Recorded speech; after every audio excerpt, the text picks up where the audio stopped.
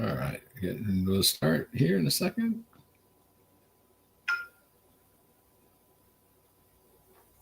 All right. We're live.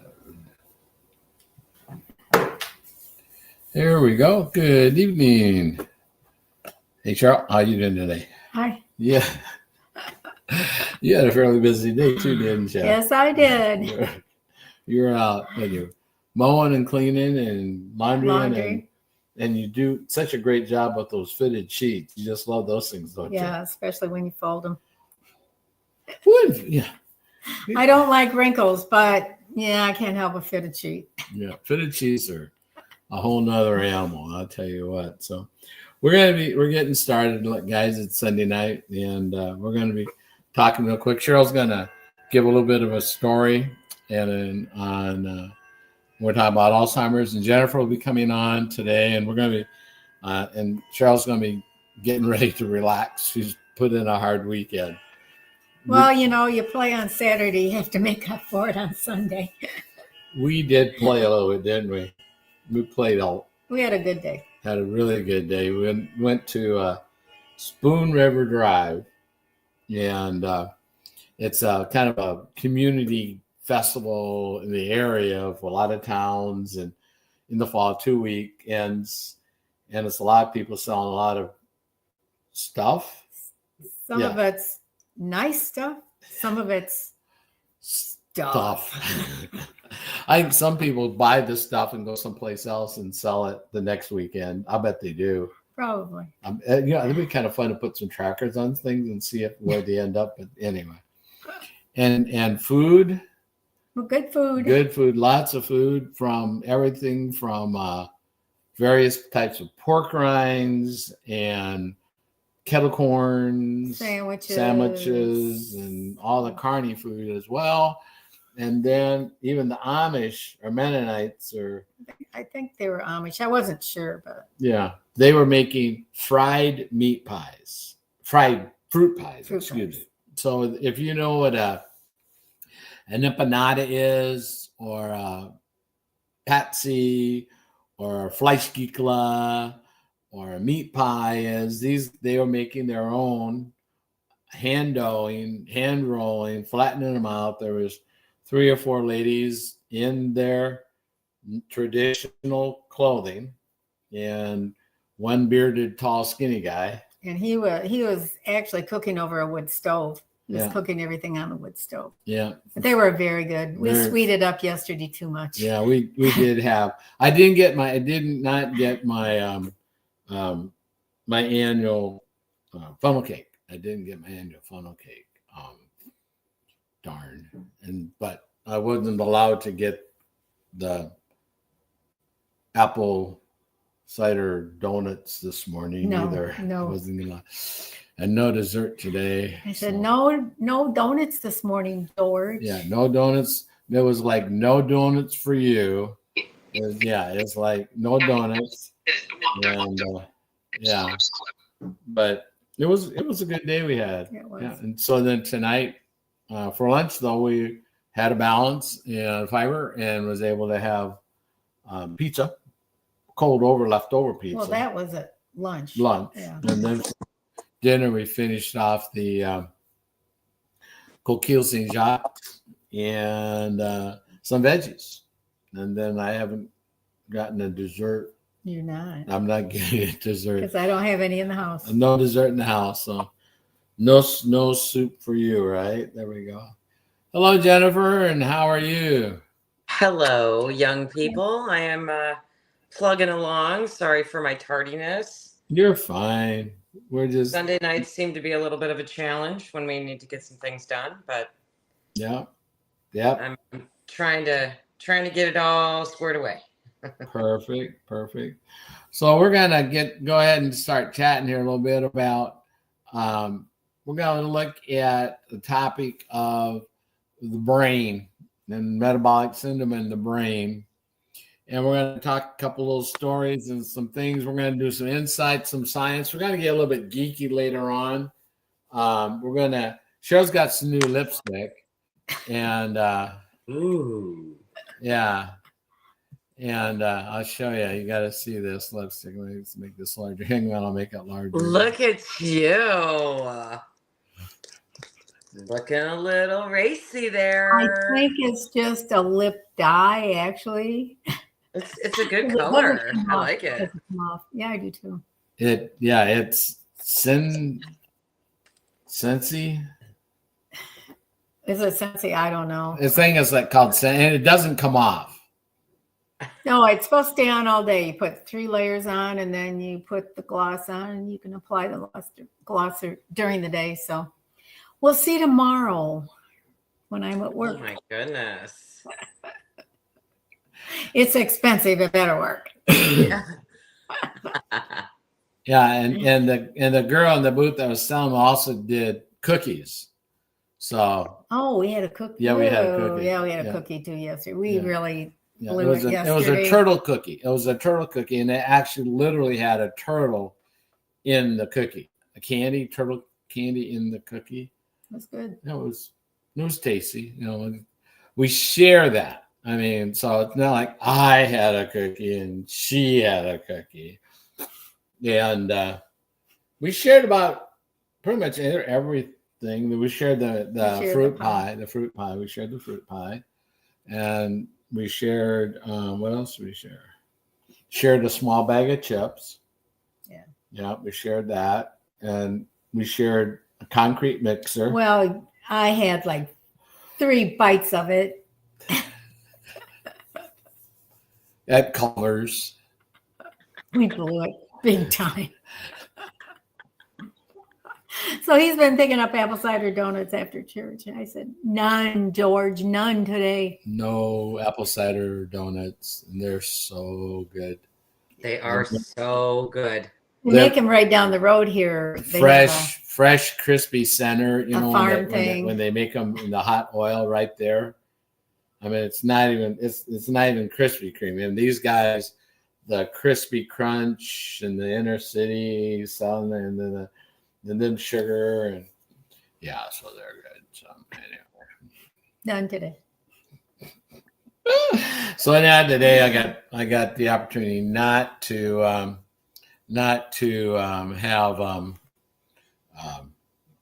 donut because of yesterday. So it's okay. It's all right. It's okay. But we're going to talk real quick on metabolic syndrome of the brain. And one of the things that we want to talk about here, guys, is the fact that, well, really, what are we talking about? First off, is that there is an issue where our brains run on glucose. Now, there's 2 fuel sources. They like glucose and they like ketones. But the way most people eat today, that we've got so much glucose in the blood so often that we hardly get to put out any ketones. And that requires then insulin to open up the spot receptors on the cell.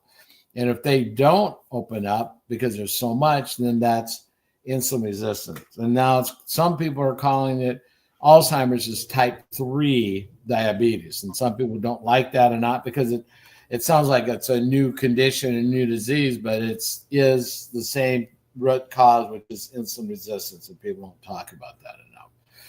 And so that's kind of where we're going to talk about, and we'll get a little bit more into the science. But right now, I want to let Cheryl share a little bit of her story, and then we're going to send you off, and then Jennifer and I will take over for the rest of the evening. How's that? That's great. So, who are these cute little girls? Oh, someone calling you. Somebody likes you. Hold on, I'll turn it off. Okay, good girl. Thank you.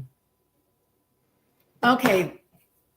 This is me and my twin sister, identical twin sister. I'm on the right. She's on the left. My name's Cheryl. Her name was Sharon. My name starts with an S because Mom, evidently she picked my sister's name first. So she did mine with an S instead of a C, which is not common, but so anyway, we were about 5 years old there. we were mirror twins, basically. What's mirror twins mean? Well, mirror twins is they do everything opposite. Usually one twin is left-handed, which I was always right. My sister started out left-handed, but in those days, they, it wasn't like you shouldn't be left-handed, you should be right. So they kind of force you to be right-handed. But we did everything opposite. When I would feed my babies, I would hold them on the left hand and feed with the right. And she just did everything opposite. Trying to think of something else. We'd always stand in pictures. It seemed like I was always on the right. She was on the left. Well, as you're looking at us, basically. Mm-hmm. And as you can see in these pictures, we are. And I guess it just felt that's the way we just did it because we felt that was a comfort. Mm-hmm. It just naturally happened. Maybe we're spinning in the womb the same way. I don't know. Kind of like rotunda. Now, did they know you? Did your mom know she was having twins? No, she didn't. She had me. I was born an hour before my sister. Can you imagine? My mom had to go through labor and all that again an hour later.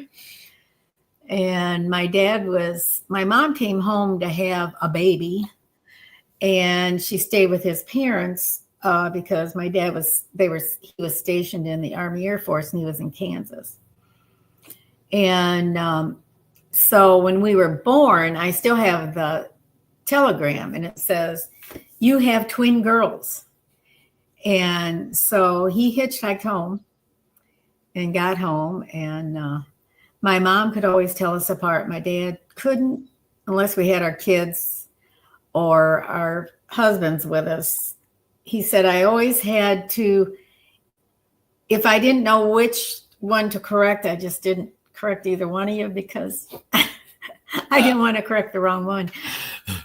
So, but it was funny. My mom, when we were at my grandmother's after we were born, Mom had us in bassinets.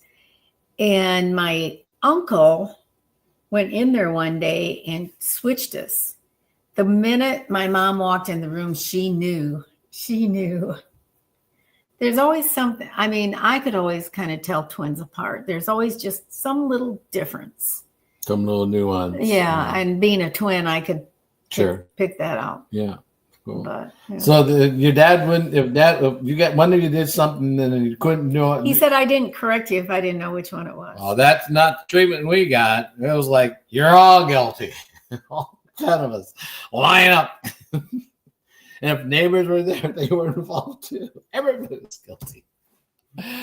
Oh, so tell me about this dress. What's going on in this picture? Well, we both have the same tops on. We found out that we both had the same top. And it wasn't planned. My kids bought me mine and her kids bought her hers. And it was kind of a weird thing. We had the same top, so that's why we wore these in the picture. But and the kids got you the pants? No, the tops. Kids no, got the you tops. Okay, cool. Got it. All right. So fast forward to you guys are 57? 54. 54. In this picture, this was taken. She was diagnosed with early onset Alzheimer's at the age of 54 in January. This was taken in the early spring, the year she was diagnosed. And she was in good shape there. You can see it in her eyes. I can see it in her eyes. Kind of a faraway look. She's on the top and I'm on the bottom. And the reason I ended up like that is because the photographer wanted us that way. Otherwise, I would have been on the top. I was going to say, you just told me where you're supposed to be, and I'm looking like that's. No, but that's the way the photographer did that. Yeah, all right. So, okay. And I'm so glad we have a whole album of these pictures, and I'm so glad we did it. The day that the photographer showed us the slides of the ones he had taken, she and I just sat on the couch and held hands and cried. Anyway, the disease progressed. I love that one. The disease progressed, and she ended up going in a nursing home the last year of her life. The care was just too much. She would get very angry, and she would walk up to the mirror and start pounding on it. And I think it's because she knew deep down that she didn't look like she was supposed to. When she was diagnosed, it was at Mayo Clinic. And she really didn't understand what was going to happen to her like I did. We were sitting in the car on the way home, and I was looking out the window trying not to cry. And she grabbed my hand and she said, "It's okay. At least I'm not going to die." And I thought, you really don't know. But she did things as long as she could. She was a very good cook, but it got to the point where she couldn't cook. Just little things. And she couldn't put makeup on again. One Thanksgiving, I went out early to their house, and she wanted me to put her makeup on. It made her feel good, and I was proud to do it for her. And she couldn't clean house or anything anymore. Now, as identical mirror twins, that made you quite unique, didn't it? Yeah. I mean, just the fact that you're mirror twins and identical, but the fact now that one has been diagnosed and in fact has Alzheimer's, that created quite an interest in you guys, didn't it? Yeah, it did. I went up to Mayo the second week she had to go up there. Her husband asked me if I would go. And, I don't know why I didn't get it. We basically, they questioned our lifestyle, basically, how it would have been different, and it wasn't different at all, really. The only thing I can think of, when I forget what grade, 4th grade or 3rd grade, she got hit in the head by mistake. It was an accident with a baseball bat. Somebody pulled back, and she got hit right here, and she had a lump on her head forever after that. And I thought, sometimes they say, well, a head injury or whatever, we don't know. We basically had the same lifestyle. She had some stress in her life that I didn't have, though. Mm-hmm. Yeah. Now, you guys, you were quite involved in the Alzheimer's Association too. Yes. I started going to the Alzheimer's meetings with my sister's daughter. Her daughter was, 17 when she was diagnosed. And that was very hard for her. She had to do things for her mom that a mom should be doing for her daughter. She basically had to take over. But we got very involved in the Alzheimer's Association, and they really took an interest in us because of the fact that we were twins. And there was many articles written about us and interviews by newspapers and magazines. And we were asked to go to Washington, D.C. to the convention, which we did. And that was kind of hard because she was at the point where she could not take care of her luggage, and she needed help getting dressed. But I had to keep an eye on her. So it was kind of hard. But as we went through security, she got pulled to the side. And I thought, oh, good Lord, why her? And so I was behind her, And I said to the lady, she can't be alone. She can't be alone. I said, she's got Alzheimer's. You can't take her away. And she was nice enough to just go to the side and wait until I got through. But that was kind of scary because I thought, should they take her, away and she can't find me or I can't find her? It would have been a nightmare, but they were very nice about it. And I took her shopping. She asked me if I'd take her shopping before the trip because she had gained some weight and she needed some nice clothes, a suit jacket and a skirt and some nice slacks and sweaters. And so I took her shopping, and that made her very happy because she knew she looked nice. And anyway, I made the speech at the convention, and when I started writing that speech, it was just really, words flowed on the paper. It just flowed. I didn't have a problem. When I got up there, she was on stage. She was sitting right beside me. I was not even nervous. There's over 300 people in the room. I wasn't nervous at all. It was just something that came from the heart. Came from my heart. Yeah. Yep. You've done great. Now, in the couple of decades since, what have you noticed anything about yourself that would be of any concern mentally or physically at all? Have you No. any kind of symptoms or anything? Well, there's some days I think, oh my God, am I getting it? Okay. But no, I'm pretty healthy. You are very healthy. If you don't know, Cheryl turns 80 in just a little bit over a month. And there's like the Energizer Bunny. Her blood work is pristine. Even some other stuff we'll talk about later, but her blood work's pristine. She's all of 94 pounds. Her weight is whatever scale she's on. If she's on my scale, it's one weight. If she's on her scale, it's a different weight. So it depends on whether she wants to feel lighter or not, or she wants to complain about my scale being too light and hers is right, whatever. Well, But if you were going to tell people that will hear this and watch this in the future, what would you tell them from your experience with Alzheimer's? What should they know? What should they fear? What should they be aware of? What kind of couple, 3, 4 pieces of advice would you give people that are looking at it, in it, coming through it? What would you say? What would you teach them?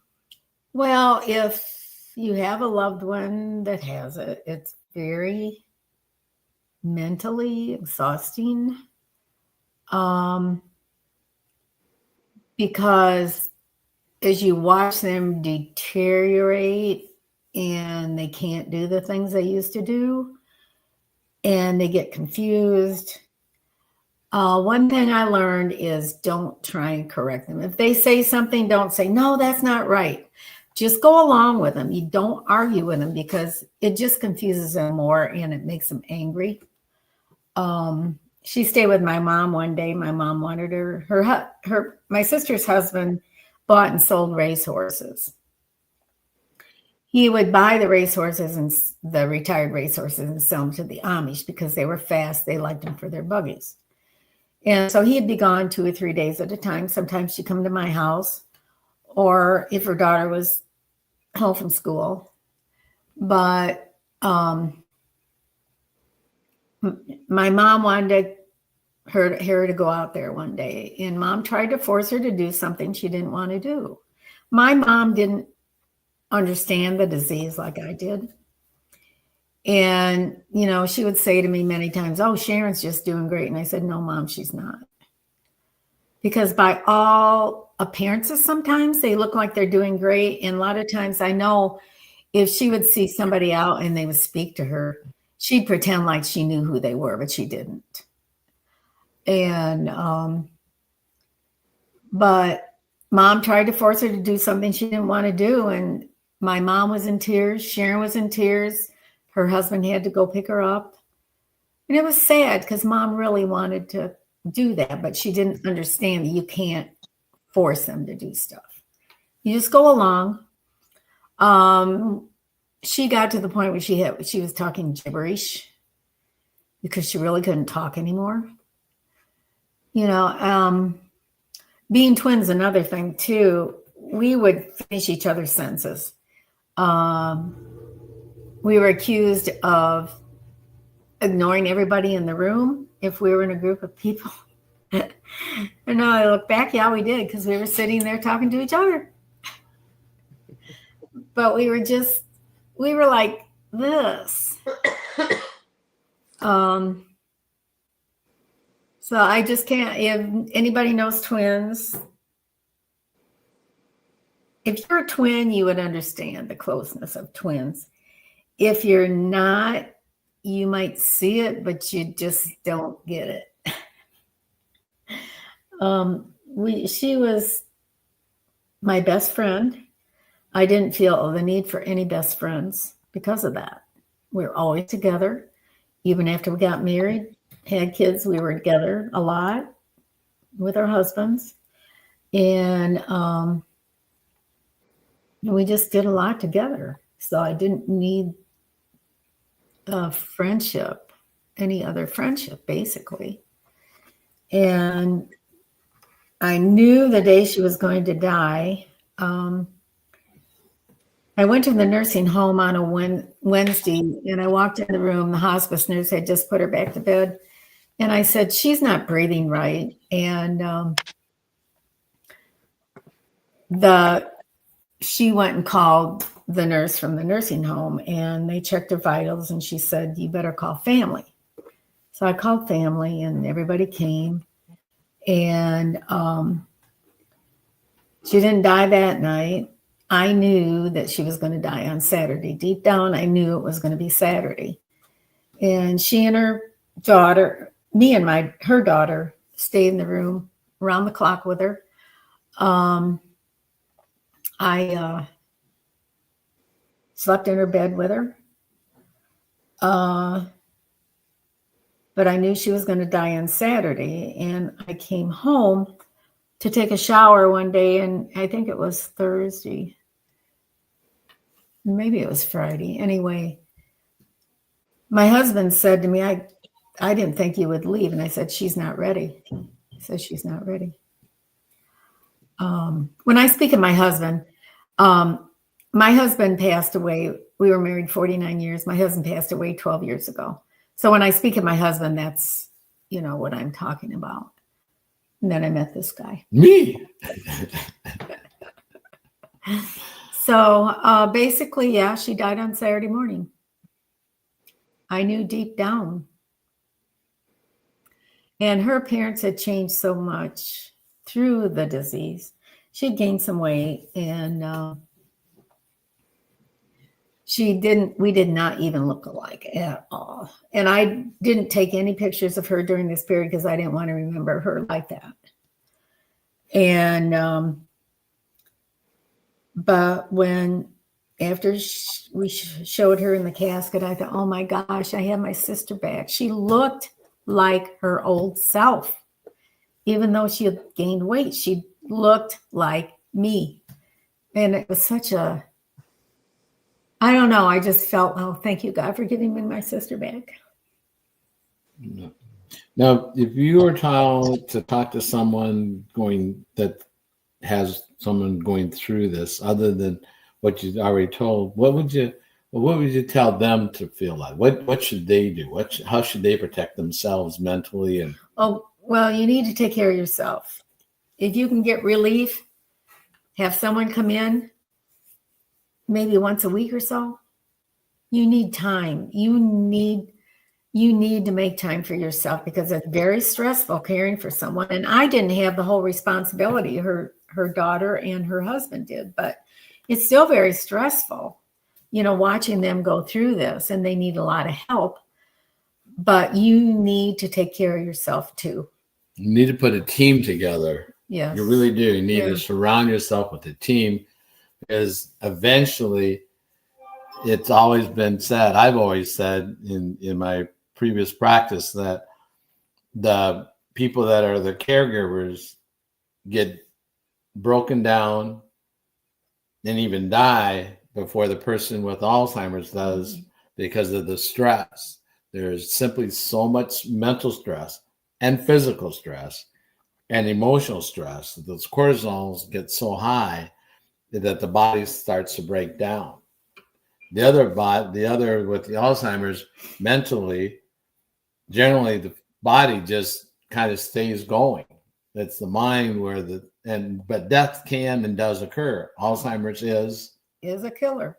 It is. Most people would say, well, at least, she's not going to die. And I said, yes, she is. I said, it is a killing disease. She got to the point where she couldn't swallow.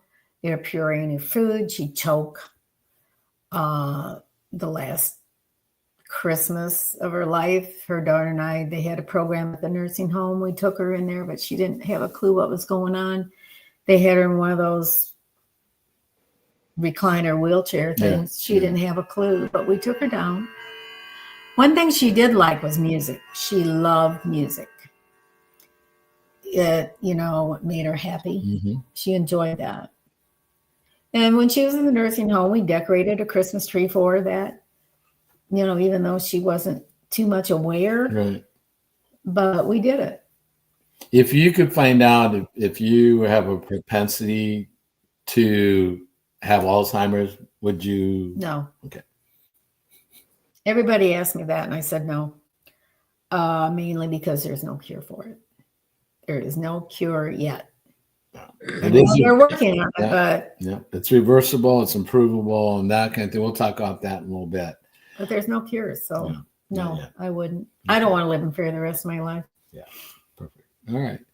Well, I appreciate you coming on, as always. You've had a hard, long day. You can go get that lipstick. Maybe I'll leave it on and see if it comes off. Okay. At least it won't come off when I kiss you. No, it won't? No? Okay, fine. Okay, at least good. So then, okay. Anyway, so I appreciate you for being on the show today and things. So. Okay. And I'll go ahead and chat with Jennifer then. All right? See you, Jennifer. Nice to see you. Bye, Cheryl. All right. Hey, there we go. Thanks, dear. Appreciate it. Great story. Incredible story. You can't make this stuff up. It's real as it gets. And so that's what things that we like to share with people is the real story of what it looks like to live with it. Mm-hmm. And what it's like to be a twin, which is an entirely unique thing because you've got all of those senses going on at the same time. And so really, really, really, really something else. And when we're talking about this just a minute ago, what we were talking about, guys, is the fact that glucose is the big deal. Glucose it's in your blood. Every time you eat, your body generates blood sugar, glucose. And when it does that, it requires insulin to get it into the cells. That's its job. And sometimes because people eat too much too often, and it's really the frequency, is that there's no space in the muscles because the muscles get filled up with fat because it's a fat storing hormone and energy gets converted into fat and the cells get full. The mitochondria can't do anything. And they start to starve, literally starve, because there's no energy in there. And so the muscles, and then the liver, and then the brain. Those are the big powerhouses that need energy and need glucose. And when we start looking at that, excess energy, 81% of Alzheimer's have type 2 diabetes or fasting glucose issues. So think about that. 80%, if 80+% have type 2 diabetes, don't you think it would make some kind of logical sense, not that anybody uses it anymore, but don't you think that if you actually sit back a half a step and look at what could we look to try to fix this. Let's look to reverse what everybody has, which is diabetes type 2. And how do we get diabetes type 2? Is we eat our way into this. Type 2 diabetes, where there may be some genetic propensity, is basically a lifestyle and dietary condition. So you eat your way into this. You literally eat your way into this, and thus you could and can literally eat your way back out of it. It's very simple. Well, sort of simple, because you're addicted to food, you're addicted to sugar, you're addicted to carbohydrates. And because of that, you literally eat your way in there. And I always refer to one of the best TED Talks is by Sarah Hallberg. It's a TED Talk by Dr. Sarah Hallberg. Look that one up. And she was one of the very first to really lead the charge in why are we medicating a dietary issue? Why would we throw pills and medication on a food-caused illness? Why don't we deal with the source, which is food and movement and rest and sleep and exercise and hydration, right? And types of foods, order of eating foods, rather than throw pills on top of it, trying to knock down a symptom, because the symptoms just gets muted. It doesn't go away. If you keep throwing wood and grass and gasoline and charcoal and fuel on a fire, it's not going to go down just because you put a roof over it. You haven't fixed anything. And so that's where we start looking at what can we do. And so balancing our blood sugar, because when you're born, you're okay, but you slowly start filling it up just until you totally fill it up. Now there's too much, and now you start spiking. Your insulin spikes. What does that look like? A lot of times people talk about spikes, Jennifer. Mm-hmm. And the simplest thing to kind of give an example of a spike is, what the heck do we do if we're going to give somebody that's diabetic? If someone has low sugar, what do we give them? We go straight to the OJ, George. Yeah, we go right to juice, don't we? We give them juice. Mm-hmm. If we give them juice, what happens? Well, their blood sugar goes up. And it goes up like this. And Newton's law, equal and opposite, if it goes up, it's going to what? Come down with just as much enthusiasm. So that's that spike. That's that roller coaster.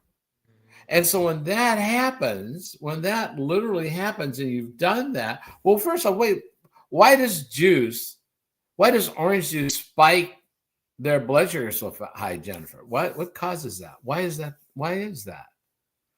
You know, George, the analogy I've heard that I love is that an orange on a tree, when it grows, is covered in fiber. As soon as it hits a blender, it becomes sugar. Now, you see, there's a variety of orange juice choices in the grocery store. If you've ever looked at the back, it doesn't just say orange. It has a laundry list of hidden things, because there are so many names for sugar, because it's got to taste sweet, because if you pick them off a tree at the wrong time, it might be a little sour. There's no fiber in it, which keeps our blood sugar high, and we're at the top of the roller coaster, and when your body tries to burn it off, you plummet, kind of like the orange falling off the tree. So it's not, it blows my mind now the more I learn about the things that I'm learning, because, you know, I was taught that OJ is great. It's good for you. Okay, the orange with the fiber is good for you. Not all the sugar in a cup. Yeah, and that's really true, because if you start looking at reading labels on juices, It may say 100%, it may say some kind of juice on the front, 100% juice. And you turn the label about, and that fruit that it's on the front is maybe the fourth or fifth ingredient. And a lot of times it's water. Water may be an ingredient, which it needs to be. But then there'll be oftentimes it's apple juice, which is high sugar. Yeah. And then there's high fructose, and then corn syrup. And then there may be whatever the fruit is. Let's say it's orange. Unless it says pure 100% orange juice, and then you see that the only ingredient is orange juice. But sometimes you can actually find it that has pulp. And how popular is orange juice with pulp? Not. It's all the juices. And you look at if you look at the diabetes aisle, the juice aisle, it's right across the hall from the real diabetes aisle, which is the soda aisle. And then the next aisle over is the chip aisle, chip and cracker aisle. And sometimes you start looking at the ingredients in the soda aisle, the chip aisle, the juice aisle, the cracker aisle. You start seeing common denominators. You start seeing high fructose corn syrup everywhere. In the chips, in the juice, in the soda. Well, let's go another cross aisle and let's go to the cereal aisle. And it's in there too. You Fruit Loops favorite people. You're Tony the Tiger. They're great. Count Chocula. But you ever notice they have all these animals and jingles and all that kind of good stuff? Yeah, why is that? It's to sell you. You've been sold. Yeah. You've been sold. I'm 73, and I know that Frosted Flakes are by Tony, and we've known that for good gravy, 70 plus years. I've known that. And Snap Crackling, and then later on they started coming up with all these really cool ones like Captain and Toucan. I had Tony, I had Wheaties, I had eventually there was that Sugar Bear, for Sugar Pops, and there was Sugar Smacks, Sugar Pops, Sugar Smacks, just different ways to making corn and oats, different shapes. But if you want to really have some fun, when you look at cereal, go look at what they feed cattle. Look at what they feed cattle and prove me wrong, but they have steamed corn flakes. Steamed corn flakes. Go look it up. Look up the picture, and then look at cornflakes. It's steamed cornflakes. They're giving steamed cornflakes to cattle. You're giving your children frosted cornflakes. Oh, joy. Cattle aren't getting that sugar. The kids are getting that, and the same thing. They're just processed a little bit more, but you actually think the ingredients are different? You're looking those up, aren't you? Steamed cornflakes. I know you are. That looks like cereal I used to eat. Yep. Steamed cornflakes. I told you. I had to. I know. Because I teach all day long. I teach this stuff. And see how that looks?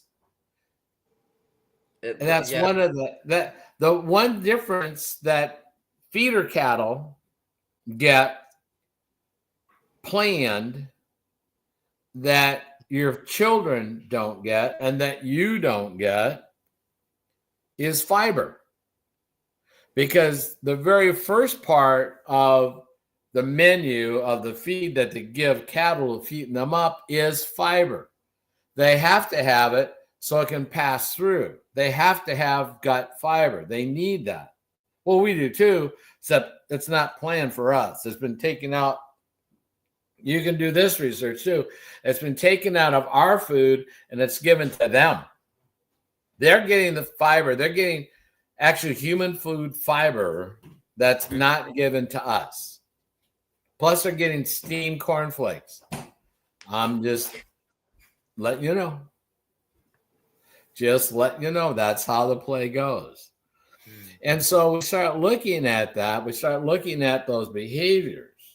Now, with those types of foods, and they get all kinds of chemicals and injections and antibiotics, things like that, but they're packing on pounds by the day to fatten them up with record speed. So all those steroids and all those other hormones, when you eat, you think they're not in your food? Yeah. You're getting those as well. And what's really, really starting to wake me up is a recent study I read in Europe, and this, Jennifer, will probably blow your mind, that they're finding pesticides like DDT and the other pesticides that have been banned for 40, 50 years in Europe. They're finding them now in their food. They're finding them now in the water. And how is it that they're not being applied? It's that, guess what? The cycle of the earth is evaporation. It's falling back down. It's in the clouds. They're finding DDT and all those types of pesticides, herbicides, poisons, gases. They're finding them in the clouds because they're evaporating back out of the soil. Meanwhile, in the good US of A, we continually fly over fields spraying glyphosate, which has been linked to Hodgkin's. And the company that now sells that chemical also sells the Hodgkin's disease medication.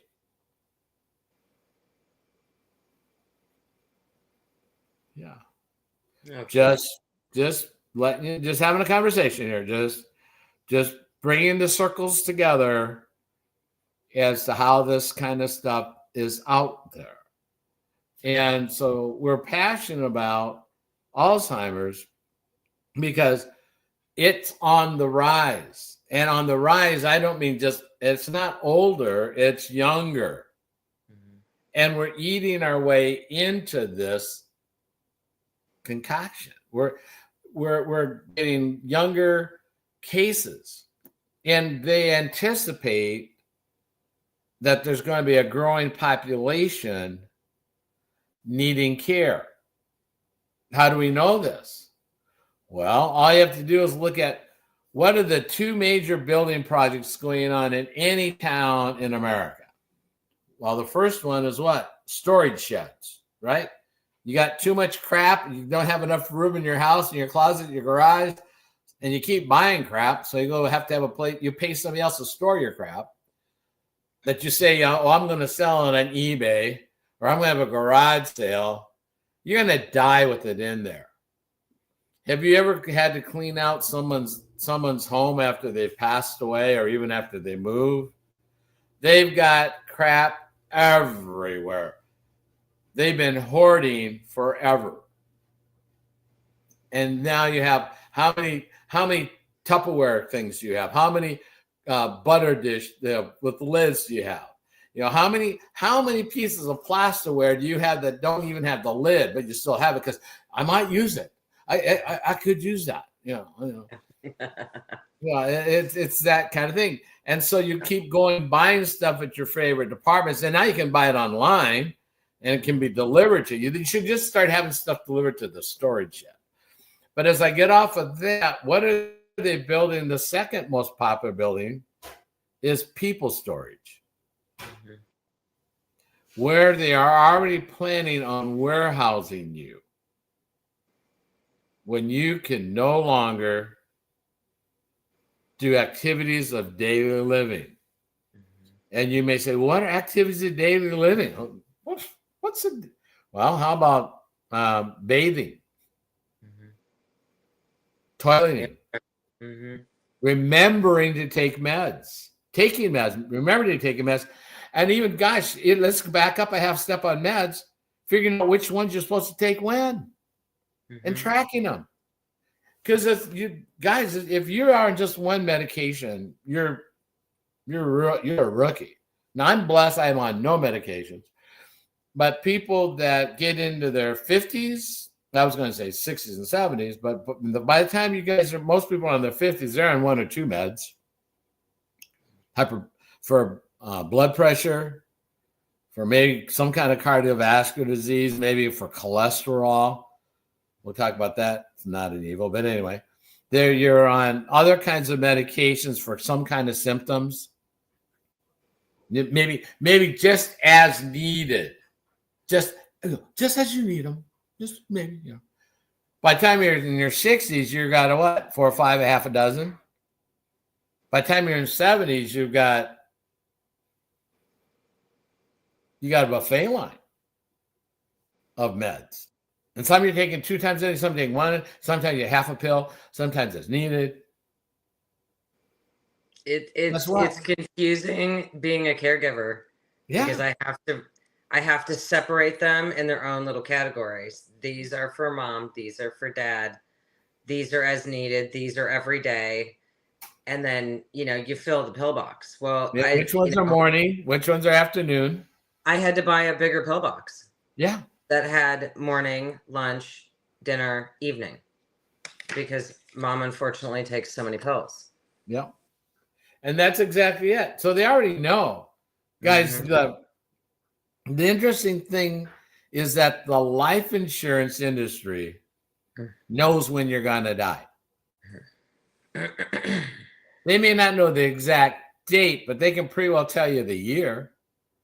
How do they know that? Because they are the biggest pool of data. They know when you started taking whatever medication you started taking. They only need one more medication plot line, maybe 2, and they can lay you right on the line. They already know the path you're on. Why? Because you and a gazillion million have been right down that same line. They already know the progression of your disease, condition, whatever you want to call it. They already know the levels that you're going to go up because they're almost all chronic and progressive. Chronic and progressive because they already know you're not going to change your lifestyle. They already know you're not going to change your diet. They already know that you're only going to be given more and more medication. And those medications also will have side effects. Yeah. They've already laid that. They already know when you probably will need care or are getting care at home or family members like Jennifer does, which is a blessing to her parents. But they already know this line. And guess what? The insurance companies know this line. They already know that you're going to need care. They already know approximately when. They know approximately when you will pass. They already know when there's going to be the next opening. It's very, very logistic. It is very, very monetized. You're not broken. You are just put into the slot and you're on a path unless you have somebody or something helps intervene that cares enough to have a discussion with you. And then you have to be open to having that discussion. And then you have to empower yourself to act. You have to take control. And that most people, one, won't take control.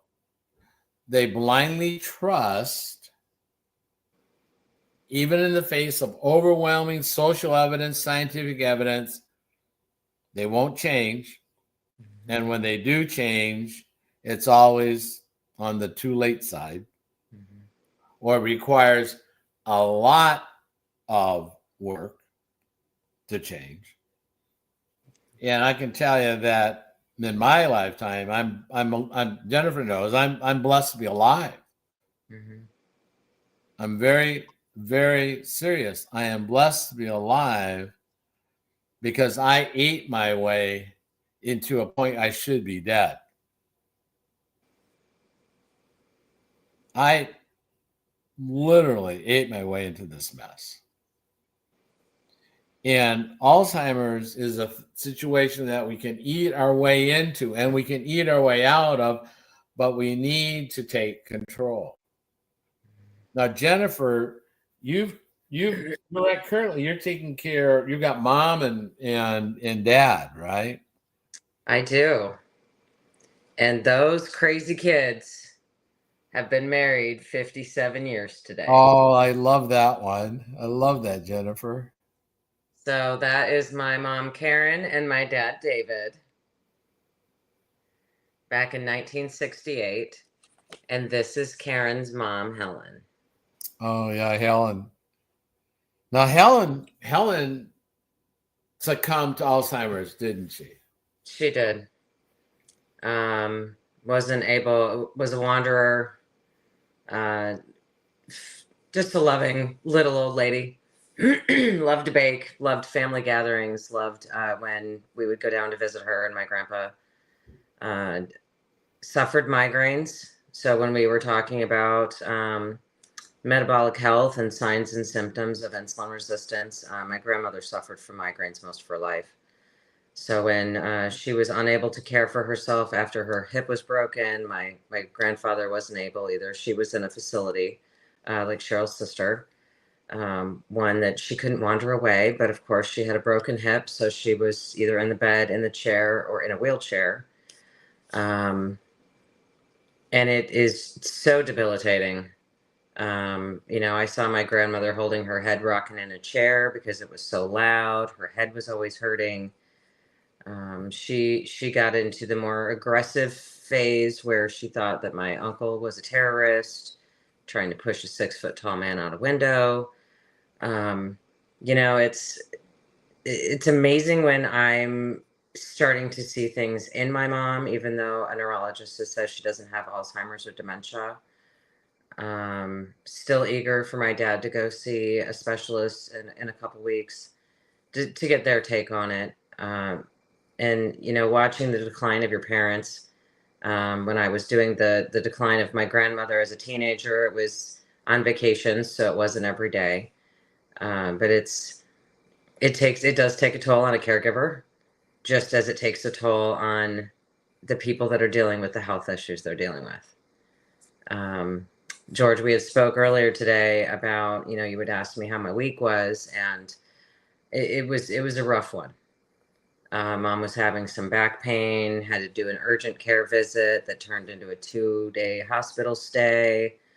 She's still not feeling the greatest. So, Is that a UTI type of thing? No, there was some bowel constipation, but there was also some back pain. And my mom has severe scoliosis that does the S curve in 2 different places. And I'm starting to wonder, with her sitting in the wheelchair opposed to walking as much, if the shift and the weight are not compressing on a nerve, or if she has osteoarthritis. But it's just, again, it's another pill to Band-Aid to temporarily block pain, which it's frustrating, and it's upsetting. It makes me very sad.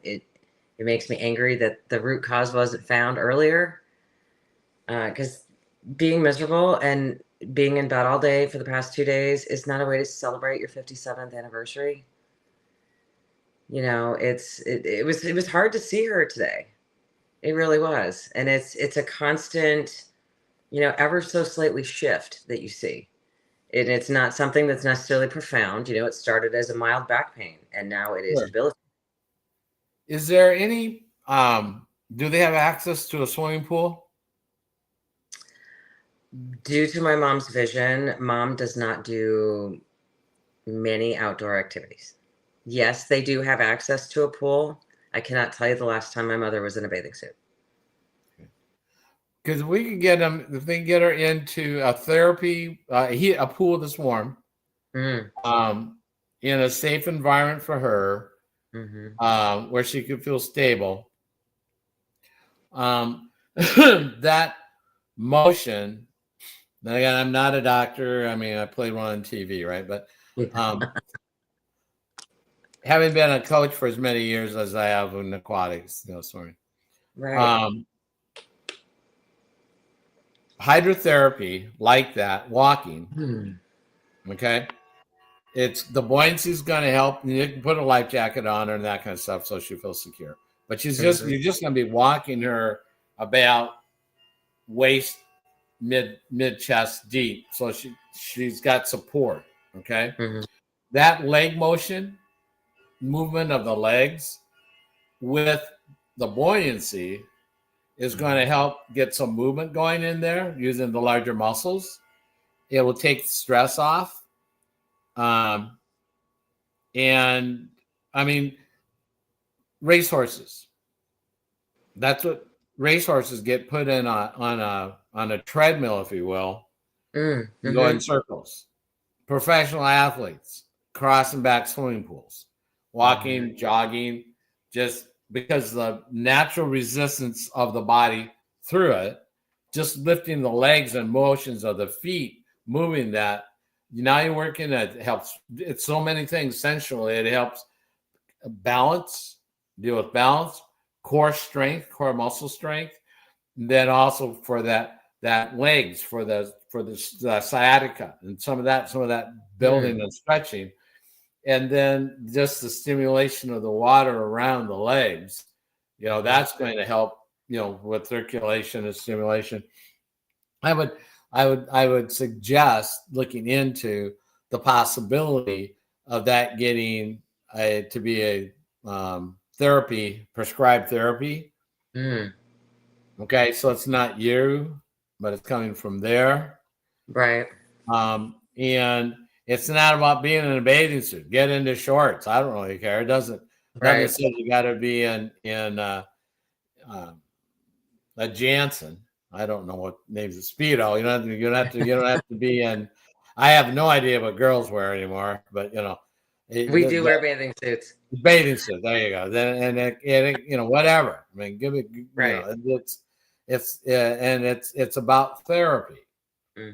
And that might be potentially. I would recommend at least look into that because I know the benefits that motion, that support, that balance, all the kinds of things that could happen would be beneficial. So I would tell you to look into that as well. Absolutely. Because I know that would help her. No, it'd help Dad too, but I mean, just that kind of activity. I mean, just because it's some activity. Yes. And one of the things we do know is that as people go into these stages, they tend to withdraw from social settings. They tend to become less active, and none of those things help. Activity would help with constipation. It helps. It helps keep things moving. Gluten pooping is my phrase. So that helps with some core, the elasticity, and all the things that she is willing to do. This would just be another thing, and it could be something she looks forward to once a week, or dreads once a week, or twice a week. Right. But it's going to get them out, get her to socialize, getting you a little bit of a respite as well. Heck, you can get in the water and go in circles too. I mean, even if it's some facilities, I know in Peoria, one of the hospitals has a facility, and there's even a lazy river that's in there, but it's a lazy river walk, if you will. And so the water's moving, and people are kind of, it's not just in one spot. They're not just looking at the wall back and forth, and, getting a little bit of scenery, as it were. And so there are those types of facilities, and so, yeah. So, yeah, you made me think about another thing for you. So, that's what I love about you, George. You're bringing in your coaching experience to coach me with the caregiving, and I can't thank you enough, because you make me think of a different direction. Yeah.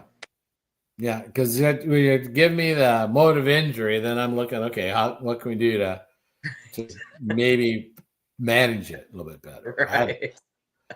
But I do know that kind of stuff, that it actually does work. So, and yeah, especially the two things you said with, they're all gut related and musculoskeletal related. Yeah. And then when you got the impingement with the nerve, then this would help get the pressure off of it. Yeah, that's my idea. Anything else going on in your world, young lady? Other than that, I'm going to call it a faux pas of the week. Things have been moving along. No complaints on the caregiving front. Right, perfect. I love it. Perfect. Well, I'm still working on getting the videos be able to load up for us and things like that. So that's part of my technological challenge. But I tell you, guys, Jennifer is living the life of a caregiver and does get a little bit of a respite, but it's a 24/7, and you're not necessarily serving 24/7, but you're present 24/7. And just like a fire truck, it's present. It doesn't always get called out, but when it is, you need it. Yep. And as a caregiver, that is a type of pressure that is always there.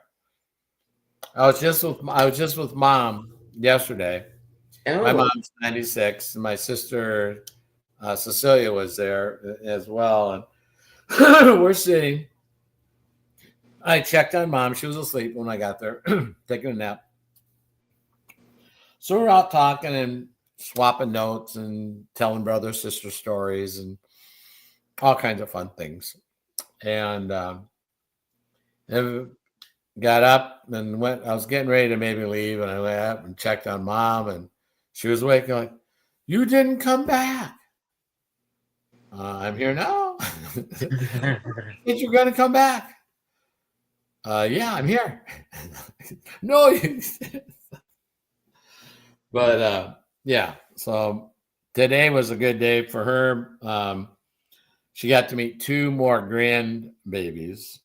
Oh. Great grandbabies. Her grandbabies have great grandbabies, so she got to meet two new great grandbabies. And so there's sometimes you can overstimulate them, but and by them I mean someone that has Alzheimer's and dementia and that type of thing. But I will show you a picture here. Here, you'll love this. This is Mom with two grandchildren that have great grandchildren, and this is the first time she's met them. That is amazing. And you can't tell me that there's not joy. Yeah, there's a total joy. I love that. Oh, I'm so glad that she got to meet them. Yep, absolutely. Yep, and so she got to meet them, and I'll just show you. There's my sister and I. She's the oldest girl, and I'm the oldest guy, and so that's typical Villiers style. I love it. Anyway, so yeah. So end on a little bit of a joy and happiness and things. But Jennifer, if you know Jennifer, contact her. She understands the real life, the real reality, and also understands health and metabolic wellness on your personal level, and she can help you and guide you on that. Secondly, there's going to be an Alzheimer's walk in Boca Raton on November 9th. On my birthday. On your birthday, while you're doing other things, I will be walking. Yeah, she'll be walking. I'll walk on the cruise ship thinking of you. Yeah. Okay. Okay. I'll give you a ring and I'll There say, you okay, go. here we go. You ready? Exactly. Let's walk. FaceTime. Yeah, Let's go. Right. But if you're in Boca Raton, please, on November 9th, in memory of Helen, Grandma Helen, join Jennifer on a walk to Alzheimer's. On the 7th, the 7th or the 8th. Yeah, the 8th. The 8th in Orlando, if you would like to listen to some of the most knowledgeable world experts on metabolic health, either get a hold of Jennifer or myself with the note tickets. I mean, Dr. Benjamin Bickman, Dr. Jason Fung, Dr. Carlos, Jenny. And we've got so many people that are going to be there. Exactly. Those people are going to be live on stage presenting to us. Yeah. Look at that. Look at that lineup. And we've already had Dr. Bickman and Minnie Peltz in a private seminar with us. That's how strong our company is in educating us so that we are better equipped, better knowledgeable to both find and reference and have a stronger understanding of metabolic health for ourselves. So I want to thank you for tuning in tonight. Jennifer, it's a delight. It's always wonderful. You keep aging backwards wonderfully. And this morning we had Susan on with as well. And my goodness gracious, she's just melting away, and her energy is out through the roof. And I'll see you in the morning. Yes, sir. On the call. And guys, thank you for coming and thank you for joining. Jennifer, anything else you want to say before we sign off here, kiddo? Nope. I think you are also aging backwards with the amount of energy you have these days and that newfound muscle you continue to put on that body of yours. Thank you. Thank you. Very Congratulations to you, sir. Thank you, ma'am. Thank you. All right. Have a good night.